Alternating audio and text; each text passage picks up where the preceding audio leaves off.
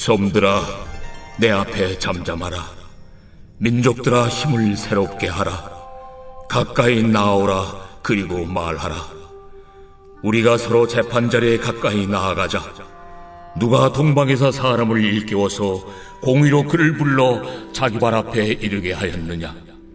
열국을 그의 앞에 넘겨주며 그가 왕들을 다스리게 하되 그들이 그의 칼에 티끌 같게 그의 활에 불리는 초계 같게 하매 그가 그들을 쫓아가서 그의 발로 가보지 못한 길을 안전히 지났나니 이 일을 누가 행하였느냐? 누가 이루었느냐? 누가 처음부터 만대를 불러내었느냐? 나 여호와라. 처음에도 나요, 나중 있을 자에게도 내가 곧 그니라. 섬들이 보고 두려워하며 땅끝이 무서워 떨며 함께 모여와서 각기 이웃을 도우며 그 형제에게 이르기를 너는 힘을 내라 하고 목공은 금장색을 격리하며 망치로 고르게 하는 자는 매질꾼을 격리하며 이르되 땜질이 잘 된다 하니 그가 못을 단단히 박아 우상을 흔들리지 아니하게 하는도다. 그러나 나의 종 너 이스라엘아, 내가 택한 야곱아, 나의 벗 아브라함의 자손아, 내가 땅 끝에서부터 너를 붙들며 땅 모퉁이에서부터 너를 부르고 내게 이르기를 너는 나의 종이라. 내가 너를 택하고 싫어하여 버리지 아니하였다 하였노라. 두려워하지 말라. 내가 너와 함께 함이라. 놀라지 말라. 나는 내 하나님이 됨이라. 내가 너를 굳세게 하리라. 참으로 너를 도와주리라. 참으로 나의 의로운 오른손으로 너를 붙들리라. 보라, 네게 노하던 자들이 수치와 욕을 당할 것이요 너와 다투는 자들이 아무것도 아닌 것 같이 될 것이며 멸망할 것이라. 네가 찾아도 너와 싸우던 자들을 만나지 못할 것이요 너를 치는 자들은 아무것도 아닌 것 같고 험한 것 같이 되리니 이는 나 여호와 너의 하나님이 내 오른손을 붙들고 내게 이르기를 두려워하지 말라. 내가 너를 도우리라 할 것임이니라. 버러지 같은 너 야곱아, 너희 이스라엘 사람들아, 두려워하지 말라. 나 여호와가 말하노니 내가 너를 도울 것이라.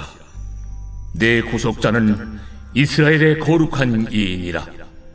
보라, 내가 너를 이가 날카로운 새 타작기로 삼으리니 네가 산들을 쳐서 부스러기를 만들 것이며 작은 산들을 겨같이 만들 것이라. 네가 그들을 까부른즉 바람이 그들을 날리겠고 회오리 바람이 그들을 흩어버릴 것이로되 너는 여호와로 말미암아 즐거워하겠고 이스라엘의 거룩한 이로 말미암아 자랑하리라. 가련하고 가난한 자가 물을 구하되 물이 없어서 갈증으로 그들의 혀가 마를 때에 나 여호와가 그들에게 응답하겠고 나 이스라엘의 하나님이 그들을 버리지 아니할 것이라. 내가 헐벗은 산에 강을 내며 골짜기 가운데 샘이 나게 하며 광야가 못이 되게 하며 마른 땅이 샘 근원이 되게 할 것이며 내가 광야에는 백향목과 시띠나무와 화석류와 들감남나무를 심고 사막에는 잣나무와 소나무와 황양목을 함께 두리니 무리가 보고 여호와의 손이 지으신 바요 이스라엘의 거룩한 이가 이것을 창조하신 바인 줄을 알며 함께 헤아리며 깨달으리라. 오늘 이 이사야 41장은 하나님께서 온 나라의 민족들을 소환하십니다. 1절에 보면 섬들아 내 앞에 잠잠하라 그러죠. 여기 이제 섬들아라는 건 이제 이 세상에 있는 땅 끝에 있는 모든 민족들. 섬 그러면 보통 이제 바다 너머에 있는 작은 섬들, 사람들이 거주하는 곳을 말하죠. 그래서 섬들아라고 부르면 보통 이게 이제 세상의 땅 끝에 있는 모든 자들아 이런 말입니다. 그러면서 내 앞에 잠잠하라.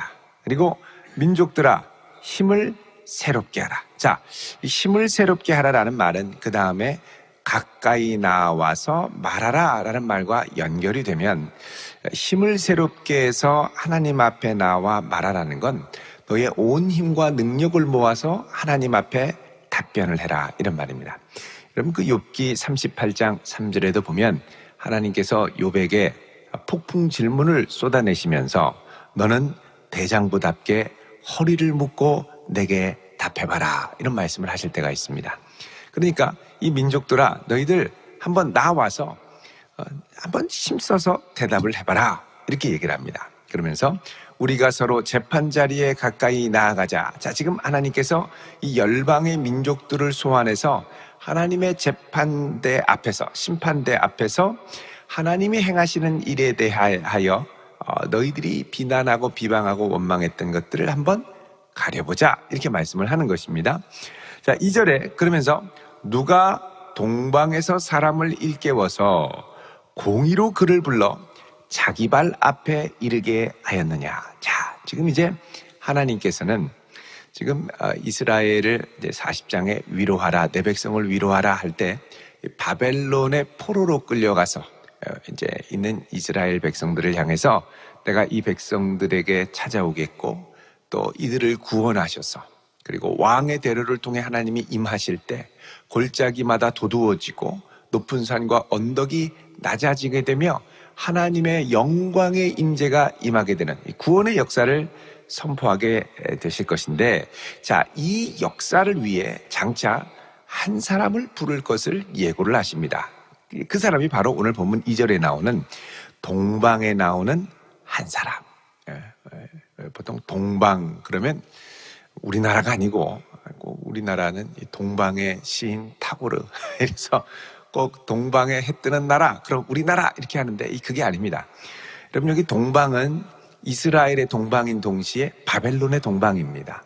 그러니까 이스라엘의 동방이면 이제 바벨론 페르시아인데 이 바벨론보다 더 동쪽에 수도로 세워진 곳이 페르시아 제국이죠. 그래서 이 페르시아 제국에서 한 사람을 일깨워 하나님의 공의로, 하나님의 뜻 가운데 하나님이 이 바벨론의 압제와 불의에 대한 것을 공의로 심판하실 한 사람을 불러 자기 발 앞에 이르게 한다라고 그럽니다. 그러니까 여기서 그 바벨론의 동방에서 나올 한 사람, 바로 페르시아의 왕인 고레스를 말하는 겁니다. 그래서 이 고레스에 대해서는 이사야에서 하나님께서 세운 사람이라는 걸 특별히 강조를 이곳저곳에서 하게 되는데요. 여러분, 대표적으로 이사야 44장 28절을 보시면요, 이렇게 말씀을 합니다. 44장 28절 우리 같이 읽어보겠습니다. 시작. 고레스에 대하여는 이르기를 내 목자라 그가 나의 모든 기쁨을 성취하리라 하며, 예루살렘에 대하여는 이르기를 중건되리라 하며, 성전에 대하여는 내 기초가 놓여지리라 하는 자니라. 아멘. 자, 여기 하나님께서는 고레스를 열방의 왕이죠, 하나님의 목자로 세워서 하나님의 뜻을 성취하는 도구로 사용하신다는 겁니다. 이거는 이스라엘 백성들이 이전에 경험해 보지 못했던, 하나님이 보라 내가 새 일을 행하리라 라고 말씀하신 것과 같이 전혀 새로운 종류의 하나님의 역사입니다. 이건 뭐냐?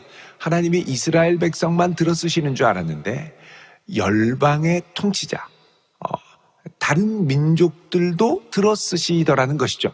그래서 하나님의 구원하시는 능력이 이스라엘 안에만 머물러 있는 게 아니라 온 세상에 충만하게 퍼져 있다. 하나님은 온 세상을 들어 그분의 구원 역사를 이루신다라는 걸 고레스를 통하여 하나님이 보여주신다는 겁니다. 자, 45장 1절에 보면 또 이렇게 말씀하죠. 여호와께서 그의 기름 부음을 받은 고레스에게 이같이 말씀하시되 내가 그의 오른손을 붙들고 그 앞에 열국을 항복하게 하며 내가 왕들의 허리를 풀어 그 앞에 문을 열고 성문들이 닫히지 못하게 하리라. 그래서 이 고레스를 들어쓰실 걸 얘기합니다. 심지어는 뭐라고 그러냐면 2절에 내가 너보다 앞서가서 험한 곳을 평탄케 한다고 그러죠. 고레스는 하나님이 택한 백성이 아닌데 고레스가 가는 길 앞서 하나님이 그곳에서 고레스의 역사를 도와주신다는 겁니다. 그러니까 고레스는 하나님의 역사를 위해 쓰임받는 열방의 지도자로 세워진다라는 것이죠. 그래서 여기 이제 이스라엘 백성들은 상당한 충격에 사로잡히게 됩니다. 하나님이 행하시는 구원 역사는 이스라엘의 백성들에게만 이제 적용되는 줄 알았는데 이스라엘 백성의 한계를 넘어 열방에 있는 다른 이들을 통해서도 역사하신다라는 거죠. 자, 그래서 이제 이 하나님께서 이 동방에서, 다시 오늘 본문으로 오시면 41장 2절에 보면 동방에서 사람을 일깨워 공의로, 여태까지 바벨론이 행했던 불의에 대한 심판자로 그를 불러서 열국을 그 앞에 넘겨주고 그가 열 왕들을 다스리게 하고 그들이 그의 칼에, 그의 활에 불타는 초계같이, 지푸라기, 불섭과 같이 사라지게 만든다라고 말씀합니다. 3절에 그가 그들을 쫓아가서 그의 발로 가보지 못한 길을 안전히 지났나니 이 일을 누가 행하였느냐라고 그럽니다. 자, 고레스가 온 세상을 정복할 때 한 번도 가보지 못했던 이방 민족들의 땅을 밟고 또 때로는 험난한 이 광야도 지나고 또 높은 산도 올라가고, 그러니까 한 번도 가보지 못했던 길을 갈 때는 항상 위험 요소가 포함이 됩니다. 우기의 잘못 골짜기를 가다가는 와디, 마른 건천이 순식간에 물이 불어나서 쓸려갈 수도 있고, 또 광야를 올라가다가 높은 바위 틈으로 올라가다가 또 미끄러져서 넘어질 수도 있고, 그러니까 한 번도 가보지 못했던 길을 안전히 지나갔다. 세상 사람들은 운이 좋아. 근데 이게 운이 아니라는 거죠. 하나님이 붙들어 주셨다는 겁니다. 여러분, 내가 어떤 일을 할 때 어떤 경우는 하는 족족 걸려 넘어져요. 왜 이렇게 이 암초가 많고 장애물이 많고 걸려 넘어지고, 근데 어떤 거는 막 가면 그냥 여러 가지가 그냥 쑥쑥쑥쑥쑥쑥 지나갈 때가 있습니다. 뭐냐? 앞서 행하셔서 우리의 험한 언덕과 골짜기를 평탄케 하시는 하나님의 역사가 있다는 겁니다. 그래서 여러분, 우리가 하나님의 인도하심과 능력을 구할 때 주님, 내게 평탄한 길을 주옵소서. 여러분, 그렇게 기도할 수 있기를 축원드립니다. 하나님이 앞서 행하셔서 평탄케 하셔야 우리가 평탄한 길을 가지, 골짜기로 인도하시면 가다가 그냥 계속 밑으로 내려가는 거예요. 또 험한 산지로 올라가면 고생은 죽사라 하는데 왜 이렇게 이 목표까지 안 가는 거예요? 계속 뺑뺑 돌고 힘들고. 하나님이 고레스 앞서 가셔서 험한 것을 평탄케 하고 논문을 부셨던 것처럼 하나님이 앞서서 행하셔야 한다는 겁니다. 그래서 고레스는 가는 족족 전 세계를 완전히 복속시키고 바벨론을 무너뜨리고, 왜 그랬느냐? 하나님이 앞서 가셔서 행하셨다는 겁니다. 4절 중반에 누가 이루었느냐? 하나님이 행하셨다는 거죠. 그 다음에 누가 처음부터 만대를 불러내었느냐? 자, 여기 만대라는 건 만세대, 모든 세대, 다른 말로 하면 모든 인류를 말합니다. 모든 이 땅에 살아가는 모든 세대들을 누가 처음부터 불러냈느냐? 바로 여호와라는 거죠. 모든 역사 가운데 주권자가 되시고 인도하시는 분이 여호와라는 거죠. 처음에도 나, 나중에 있을 자에게도 내가 곧 그니라. I am 하나님이시라는 거죠. 나는 나다. 5절에 섬들이 보고 두려워하며 땅끝이 무서워 떨며 함께 와서 이야기를 합니다. 자, 이 하나님의 역사를 잘 모르는 땅끝에 있는 자들, 이 섬들은 이런 이 고레스의 역사를 보고 두려워하면서 뭐라 그러냐면, 야, 힘을 내서 뭐 하자 그러냐면 우상을 만들자라고 합니다. 왜? 이 가공할 어마어마한 고레스로부터 지켜줄 사람은 없으니까, 이 세상에. 신을 의지해죠. 신을 의지하려면 어떻게 해야 됩니까? 신이 없어요. 그러니까 신을 만드는 거죠. 뚝딱뚝딱. 그리고 그 전에 만들었던 신을 보니까 녹슬고 제대로 신경도 안 써서 빗발에 있습니다. 그러니까 어떻게 해요? 서로 힘을 내서 우상을 만들자. 그래서 여기 6절에 너는 힘을 내라 라는 건 힘내서 우상 만들자는 겁니다. 7절에 목공은 금장색을 격려하며 망치로 고르게 하는 자는 매질꾼을 격려하며 이르되 땜질이 잘 된다. 우상이 푸신하니까 땜빵을 하는 거죠. 땜빵을 해놓고 그 다음에 우상은 든든하게 있어야 되는데 우상 딱 세워놓고 절하려고 하고 뭐 벽에 세워놓고 이렇게 하려고 하니까 자꾸 넘어지는 거예요. 걸렸다가 못 박아놨더니 못 박았던 게 무게를 견디지 못하고 뚝 떨어지고 막 이러니까 야, 안 되겠다. 그래서 못을 단단히 박아서 7절 끝에 보면 못을 단단히 박아서 우상을 흔들리지 아니하게 하리로다. 지금 우상이 사람을 의지하는 겁니까? 사람이 우상을 의지하는 겁니까? 그게 앞뒤가 바뀌었다는 거예요. 의지하지 못할 우상을 갖고 열방에 있는 모든 섬 끝에 있는 이 땅 끝에 있는 자들은 벌벌벌 떨며 있다라는 거죠. 자, 이런 역사를 이루시는 하나님의 역사가 이미 이스라엘을 위로하기 위하여 너희는 위로하라, 내 백성을 위로하라 라고 그러죠. 위로하기 위하여 시작이 되었다는 겁니다. 그래서 하나님이 이제 이스라엘의 시선을 하나님이 역사하시고 하나님이 붙들어 주시니 담대하라. 근데 이스라엘은 어떻게 해요? 두려워하죠. 벌벌 떱니다. 과연 하나님이 하실 수 있을까? 우리를 이렇게 포로까지 보내가지고 하나님은 바벨론 신에 패해서 무력하게 있는데 어떻게 이 하나님이 또다시 우리를 구할 수 있단 말인가? 그래서 우리 어제 본 것처럼 40장 12절에 누가 손바닥으로 바닷물을 헤아리고 누가 뼘으로 하늘을 쟀고, 그러니까 하나님이 무능한 하나님으로 완전히 이게 생각을 했다는 거죠.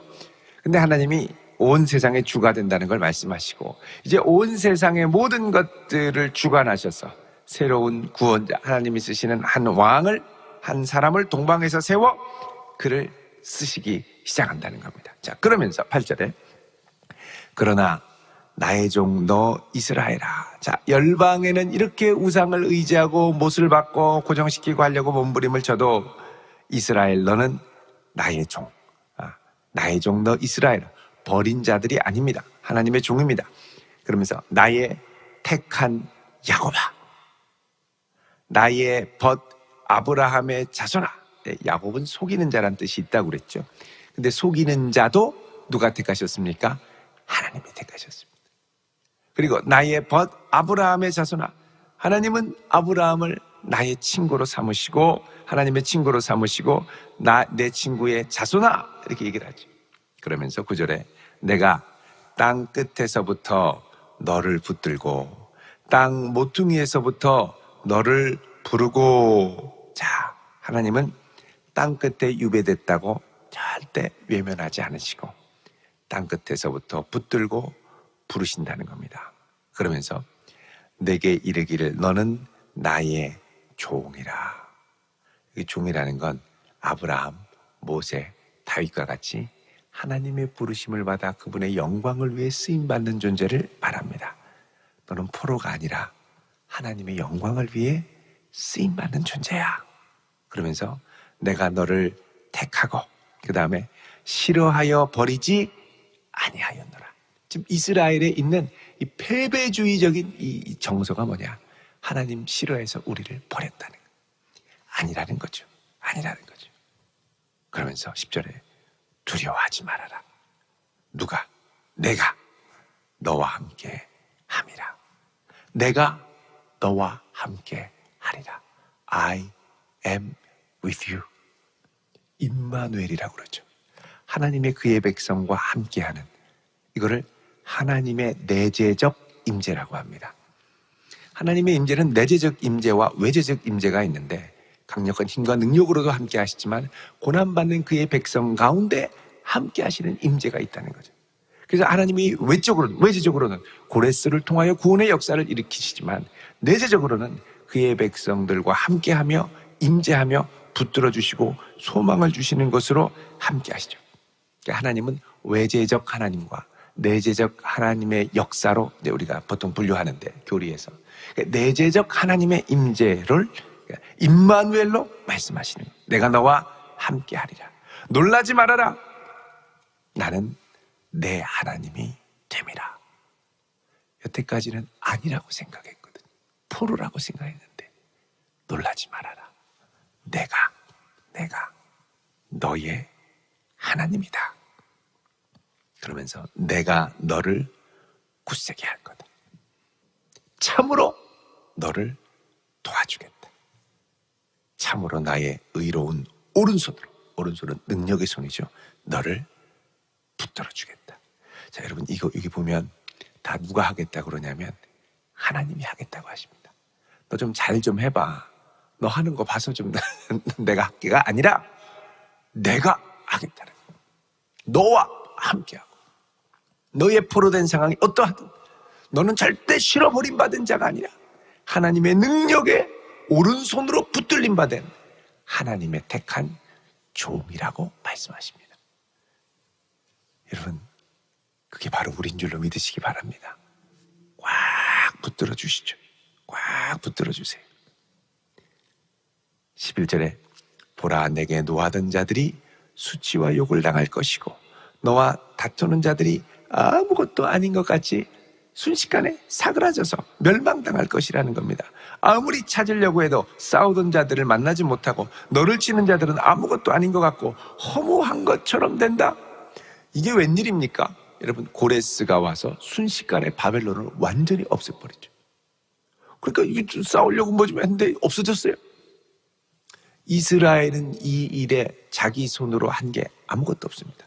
하나님이 다 해놓으셨어요. 그러면 이 상황에서 이스라엘이 할 수 있는 건 뭐냐? 하나님의 행하실 걸 믿고 믿음으로 받아들이는 거죠. 아멘.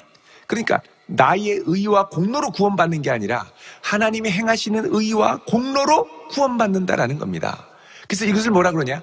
하나님의 의라고 그러죠. 하나님이 행하시는 역사.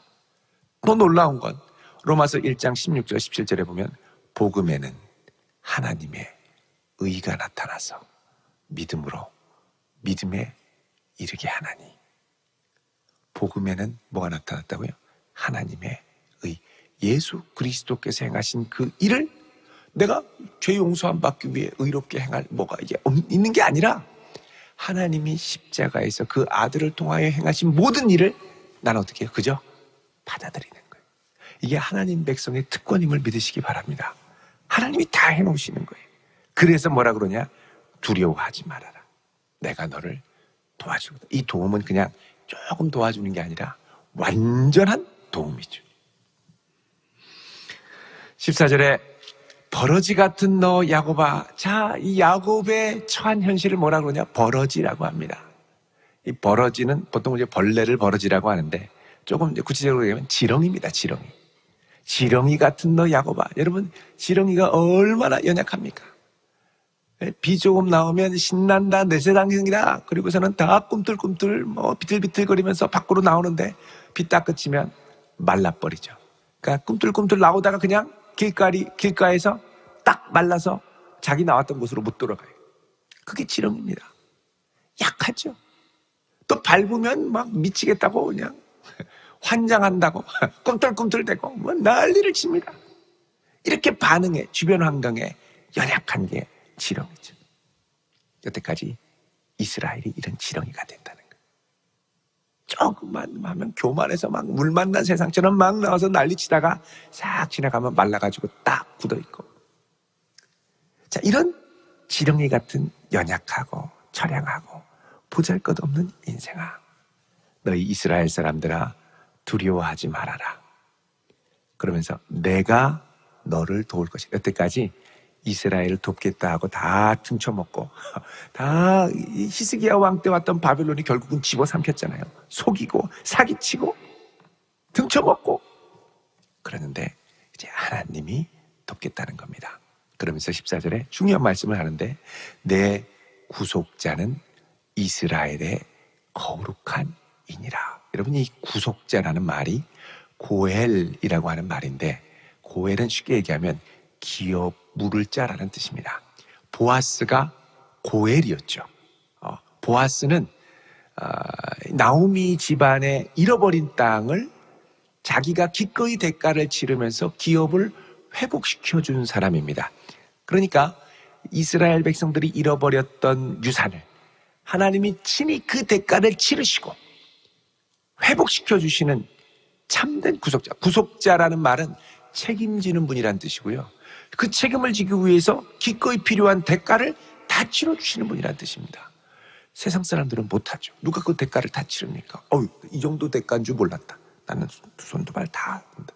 그래서 보아스 주변의 친척들은 고엘의 역할을 하라고 가까운 친척부터 얘기했더니 다 포기하고 손들죠. 신실한 하나님의 사람 보아스가 고엘이 되었습니다. 마찬가지로 우리 인생을 책임져 주시고 연약한 우리를 위해 모든 대가를 치러주시고 기꺼이 능력으로 붙들어 주시는 분은 하나님 한 분뿐이라는 겁니다. 그래서 다른 거 의지하지 말고 여러분 9절부터 10절까지 보면 계속 강조되는 게 뭐냐면 내가라는 뜻입니다. 내가 너를 붙들고 내가 너를 택하고 내가 너와 함께하고 내가 너를 붙들어주고 하나님 하시겠다는 거예요. 이거는 다른 이들이 할 게 아니라 하나님께 속한 것이라는 겁니다. 여러분 이 하나님을 의지하고 오늘 이 새벽에 하나님 지렁이 같은 이 인생을 긍휼히 여기사 능력의 손으로 붙들어 주옵소서. 믿음으로 구하며 나아가는 복된 성도 되시기를 주님의 이름으로 축원드립니다. 기도하겠습니다. 거룩하신 하나님, 참으로 지렁이 같은 우리 인생 가운데 찾아오셔서 모든 대가를 다 치러주시고 모든 은혜의 손길로 우리를 붙들어 주시고 지금까지 은혜 베풀어 주심을 감사합니다. 우리를 택하시고 연약하고 부족할 때도 결코 놓지 않으시고 오늘 이 아침 우리에게 오셔서 두려워 말라. 내가 너와 함께함이라. 놀라지 말라. 나는 내 하나님이 되리라 말씀하신 하나님. 능력의 손으로 주의 백성들을 든든히 붙들어 주시옵소서. 예수님의 이름으로 기도하옵나이다. 아멘.